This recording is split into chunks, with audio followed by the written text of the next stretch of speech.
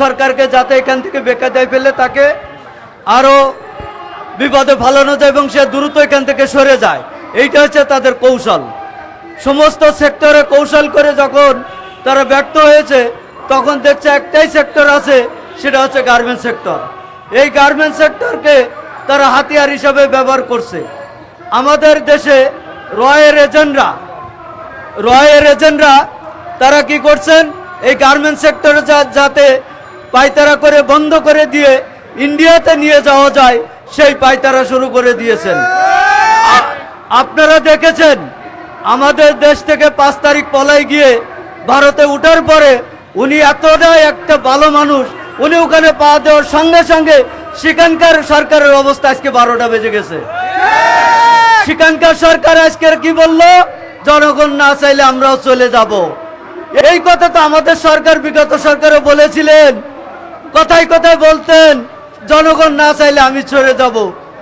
জনগণ তো চেয়েছিলেন, কিন্তু এতগুলো লাশ তো আমরা চাই নাই। উনি যে এত লাশ নেবেন ওটা উনি তো আগেই বলতে পারতেন। এতগুলো লাশের বিনিময় এই দেশকে নতুন করে স্বাধীন করা হয়েছে। আজকের এই দেশটাকে স্বয়ংসম্পূর্ণ করে দাঁড়ানোর জন্য একমাত্র অবলম্বন হচ্ছে গার্মেন্টস সেক্টর। যেহেতু গার্মেন্টস সেক্টর বৈদেশিক মুদ্রা অর্জন করে, এই সেক্টরটা ধ্বংস করে দিতে পারলে তাহলে জাতির মেরুদণ্ড ভেঙে দেওয়া যাবে। তাই এই ষড়যন্ত্র করে বিভিন্ন দিক দিয়ে কায়দা করে তাদেরকে ফান্দে ফেলানোর জন্য পায়তারা শুরু করে দিয়েছে। আমরা সরকারকে বলতে চাই, আমরা আপনাদের সাথে আছি।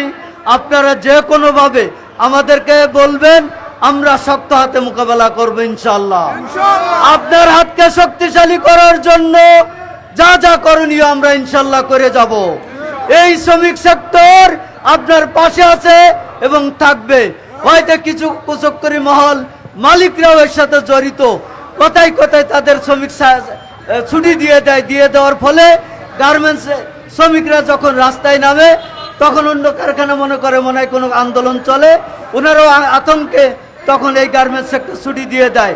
আসলে এই গার্মেন্টস সেক্টরের মালিকরা যে ছুটি দিয়ে দিচ্ছে, এটার ভিতরে কিছু ষড়যন্ত্র আছে বলে আমরা বিশ্বাস করি। তা না হলে তার মিনিটের হিসাব যেখানে দিতে হয়, তার এখানে আজকে 10-15 দিন ধরে তার এই কারখানা বন্ধ যাচ্ছে, তার কি মোটে গায়ে আগুন জ্বলে না? কিন্তু আগুন জ্বললেও সে হয়তো পোষায় নিতে পারবেন বিভিন্ন রয়ের মাধ্যমে। কিন্তু আমার এই শ্রমিক ভাই বোনেরা যদি চাকরিচ্যুত হয়, তাহলে তারা কোথায় যাবেন? এটা কি ভেবে দেখেছেন? তাই আমরা অনতিবিলম্বে এই সমস্যা সমাধানের জন্য